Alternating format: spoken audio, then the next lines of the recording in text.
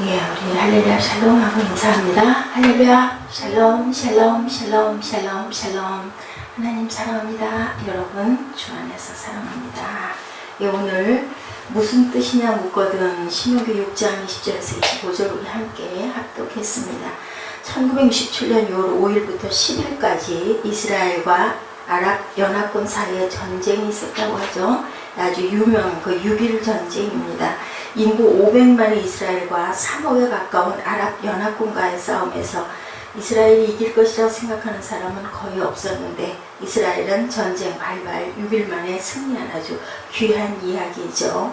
이때 있었던 유명한 이야기를 우리가 잘 알고 있죠. 예, 전 세계로 유학을 가했던 이스라엘 청년들이 자진해서 고국으로 돌아가 전쟁에 참여하죠. 친구들이 너 하나 군대 안 간다고 예, 그 전쟁이 어떻게 될 것 있겠냐, 어차피 그 전쟁은 진전쟁이야, 예, 이렇게 얘기를 했을 때 예, 내가 만약에 전쟁에 참여하지 않고 이렇게 해외에서 학교 다니느라고 전쟁에 참여하지 않아서 우리나라가 만약에 진다면 나중에 우리 후대가 아버지 우리나라가 전쟁을 치를 때 아버지는 뭐 하셨어요? 하고 물어보면 내가 뭐라고 대답을 하겠느냐, 그렇게 얘기하고 스스로 모두들 나라로 돌아가서 전쟁을 했다는 그런 아주 이야기가 있습니다.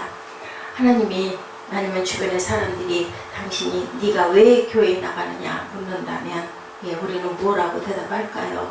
바쁘고 살기도 어려운데 시간을 들여가며 교회 다니고 봉사한다고 힘들어하고 재미있는 세상의 즐거운 거 다 잊어버리고 왜 그렇게 사느냐라고 묻는다면, 왜 우리가 그렇게 교회 다니고 신앙생활을 하느냐고 항의한다면 그 아이들에게 무엇라고 대답해 주겠느냐고 자녀들이 물어봤을 때 그 얘기와 같은 질문이다. 오늘 읽은 말씀입니다. 이스라엘 백성들은 하나님의 백성이 된 이후로 율법을 따라 살아야 할 책임을 지게 되었다는 거죠. 우리가 대한민국에 살면 우리 대한민국의 법을 지키는 것처럼 율법은 다른 어떤 법보다 엄격하기 때문에 율법을 따라 산다는 것이 힘들죠. 편하게 사는 게 좋습니다. 그런데 모세 율법에 보면 하라는 명령이 248가지고 하지 말라는 명령이 365가지나 됩니다. 해야 할 것과 하지 말아야 할 것이 분명하게 제시되어 있다는 거죠. 하나님의 백성으로 선택받은 백성들은 자기들 마음대로 살 수가 없는 거죠. 하나님과 언약을 맺었기 때문에 언약 안에서 살아야 합니다. 그 언약이 이스라엘을 하나님의 백성으로 만들어주는 그러한 조건이다. 하나님의 말씀이라는 언약을 이스라엘 백성들 가운데서 제거해 버린다면 이스라엘은 다른 민족과 구별이 되지 않는다. 이스라엘을 이스라엘 되게 하는 것은 하나님의 말씀, 곧 율법이라고 합니다. 이스라엘 백성들은 40년 동안의 광야 생활을 마치고 모압 평지에 이제 와 있죠. 그들 앞에는 뭐가 요단강이 놓여 있고 요단강을 건너가면 오랫동안 기다리고 소망하던 가나안 땅에 들어가게 됩니다. 아브라함과 이삭과 야곱에게 약속하시고 그들이 광야에 힘들고 어려운 삶을 살면서 한 번도 잊어본 적이 없는 젖과 꿀이 흐른다는 가나안 땅이 바로 눈앞에 펼쳐져 있죠. 마음은 금방이라도 가나안 땅에 발을 내딛고 싶은 게 지금 이스라엘 백성들의 심정인데 하나님께서는 모세를 통해서 그들의 발걸음을 멈춰서게 하십니다. 그리고 마지막으로 굳게 마음에 다짐을 하도록 하는 게 바로 신명기 말씀입니다. 이스라엘 백성들이 40년 동안 광야 생활하면서 여러 가지로 하나님의 율법을 받았는데 신명기는 그 율법들을 총정리하면서 가나안 땅에 들어가거든 반드시 그 율법의 말씀대로 살아야 한다는 것, 너희들이 그곳에 가서 이제는 풍부하게 잘 살게 되면 하나님을 잊어버릴 수가 있다. 그런데 절대로 그래서는 안 된다라고 모세가 나도 못 들어가는 그 가나안 땅에 너희가 이제 들어갈 것이다 라는 말씀을 하시죠. 예, 신앙적인 도전에 우리는 직면하게 됩니다. 그들에게 주신 말씀, 율법을 굳게 잡고 말씀을 따라 사는 것, 문제는 거기 있는 게 아니고 광야에서 하나님께서 이스라엘 백성을 위해 하신 놀라운 일들을 경험했던 사람들은 좀 나은데 그러지 않았던 이 세대들은 과연 그것을 믿고 따라갈 수가 있겠는가? 후손들이 문제입니다.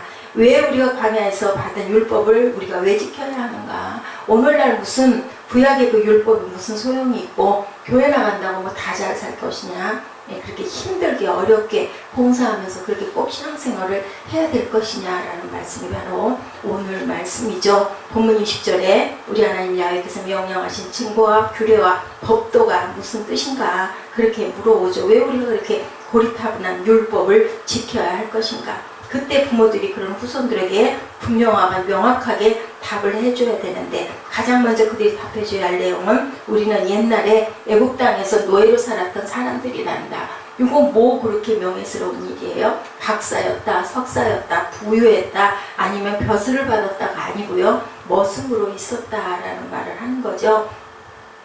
예, 그 동네에 보면은 아주 어렵게 종살이였던 우리 집안의 어른들 얘기를 들어보면 저 집은 머슴이었어. 제가 어렸을 때도 그런 얘기를 들은 적이 있습니다. 그러면 왠지 모르게 천하게 느껴지거든요. 안개 집에서 머슴살이를 했던 사람이요, 이렇게 자랑하고 다닐 사람은 아무도 없는데, 그런데도 본문에 보면은 그 말이 가장 먼저 조상들이 옛적에 애국 땅에서 노예 생활했던 사람들이라는 사실을 알려주고 있는 거죠. 예, 그들은 어쩌면 우리 조상이 노예 생활했던 노예란다는 말보다는 자랑스러운 아브라함의 자손이었어, 우리는 선민이었어, 이런 얘기를 하기가 더 명예스러울 텐데도 전혀 쓸데없는 자랑일 뿐이 우리는 노예 출신이란다 가르쳐줍니다. 우리가 잘나서 하나님께서 우리를 선택하신 게 아니고 우리를 언약의 자손인 아브라함의 후손이 되게 하신 게, 그것이 내가 잘난 게 아니야, 우리가 잘난 게 아니야. 왜요? 하나님이 우리를 사랑하셔서 너무 불쌍해서 이렇게 은혜를 베풀어 주셨단다라는 그 얘기를 하죠. 구원받은 백성이고 천국을 유업으로 물려받은 천국 백성 되게 하셨다라는 사실을 자랑스럽게, 이렇게 부끄러운 과거를 가지고 있으므로도 하나님께서는 우리를 불쌍히 여겨주셨어. 그러면 하나님의 자녀가 안 될 자는 아무도 없다라는 거예요. 이렇게 천한 비천한 우리에게도 이렇게 하셨는데 우리가 이런 과거를 절대로 잊어버리면 안 된다. 사도 바울은 디모데전서 1장 13절에 고백하죠. 내가 전에는 비방자요, 박해자요, 폭행자였습니다. 그리고 이어서 나는 죄인 중에 괴수였다. 디모데전서 1장 15절이죠. 이 고백은 사도 바울의 인생 후반기에 한 말인데, 그는 젊었을 때 그런 못된 짓을 했지만 그 후에 예수님을 만나고 정말 누구보다도 열심히 나는 복음을 전한 자다. 자랑할 것도 많을 텐데 왜 굳이 부끄러운 옛날의 과거를 자랑하듯 내놓을까? 그런 부끄러운 과거에도 불구하고 하나님께서 우리를 붙들어 주셨다는 것을 우리가 항상 기억해야 된다. 우리 지난 과거에 IMF가 그렇게 먼 과거가 아니죠. 그때 뭐라 그랬어요? 모든 나라들이 대한민국은 그 IMF 극복 못한다고 그랬어요. 군사력으로 옛날에 남의 나라 땅을 빼앗기고 정치권을 지배를 받았는데 이제는 가장 무서운 침략이 경제 찬탈이고 문화지배입니다. 1997년이죠. 우리나라가 IMF의 차관을 받기로 한 것은 IMF에 우리나라의 경제 주권을 넘겨주기로 한 것인데, 우리나라 재경부에 IMF 사무처가 설치되고 IMF에서는 우리나라의 경제 정책을 감시했습니다. 그런데 3년 8개월 만에 그 IMF로부터 빌린 돈을 갚고 졸업을 했지만 우리는 그때를 잊어버리지 말아야 된다.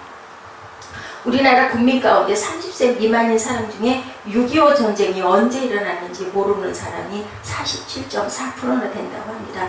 중고등학생은 56.8%가 6.25가 언제 일어났는지, 우리나라 젊은이 절반 이상이 6.25를 모른다는 거죠. 그리고 6.25가 우리나라와 일본 전쟁이라고 알고 있는 학생들도 많다라는 겁니다. 우리가 가르쳐줘야 할 것, 뿌리에 대한 것, 또한 우리의 그 아픔, 우리의 또 그런 실패, 분명하게 아이들에게 알려주어야 된다. 나라의 일만 그런 게 아니죠. 가정도 마찬가지입니다. 3, 40년이 아니라 한 15년 전만 해도 이렇게 부유하게 살지 않았었어요. 근데 정말 우리가 느끼죠. 팩으로 느낍니다. 물건이 없어서 못 쓰는 사람은 아무도 없고 갖기 싫어서 그냥 버려지는 그러한 것들이 얼마나 많은지 우리가 생각해 봐야 될 부분이죠.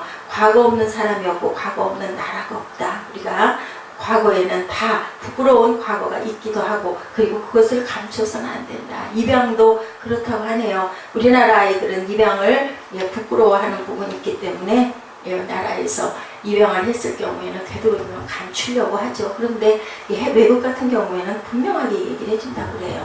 너는 이렇게 입양해온 아들이다. 너는 입양해온 딸이다. 우리가 하나님 말씀대로 살아야 하는 이유가 무엇인지 신앙의 부모들은 꼭 예수를 온전하게 전하고 가르쳐줘야 한다는 거죠. 우리가 죽을 수밖에 없는 죄인 중에 괴수였다는 것을 항상 이야기해야 되겠죠. 이스라엘 백성들에게는 자기들의 조상이 노예 출신이라는 것, 부끄러운 과거가 있었지만 그 부끄러운 과거를 감추지 않고 하나님의 은혜도 감추어지기 때문에 이랬는데도 하나님이 나를 살려주셨다. 부끄러운 과거가 있는 우리를 이렇게 적과 풀이 흐르는 땅으로 인도하시고 지금까지 은혜를 베풀어 주셨다는 것을 우리가 분명하게 밝힐 줄 알아야 된다. 감추고 싶은 과거를 잊지 않으려고만 하지 말고 우리에게 다가오신 과거에 그 어렵고 힘들 때 아니면 내가 죄악 중에 있었던 하나님의 은혜를 우리가 얼마나 큰가를 감사하고 깨닫고 간증할 줄 알아야 된다는 거죠. 우리가 잘 알죠. 그존 노튼의 젊었을 때 깡패 두목이었고 나중에는 노예상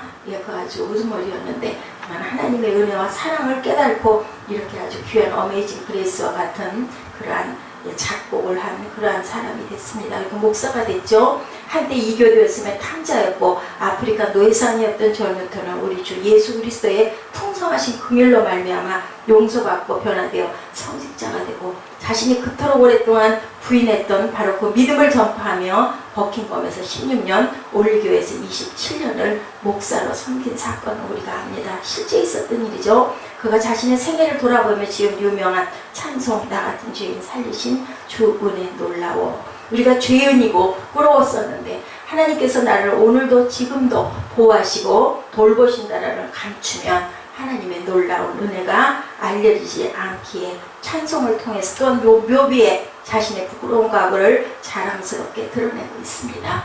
누구를 높이기 위해서 내가 정말 낮아지고 낮은 존재였다는 것을 부끄러워하고 감추지 않는 그리고 그것을 드러내므로 인하여 하나님의 은혜를 우리가 찬송하고 주의 영광을 찬송하는 저와 여러분 되시기를 주님의 이름으로 축복합니다. 기도하시겠습니다.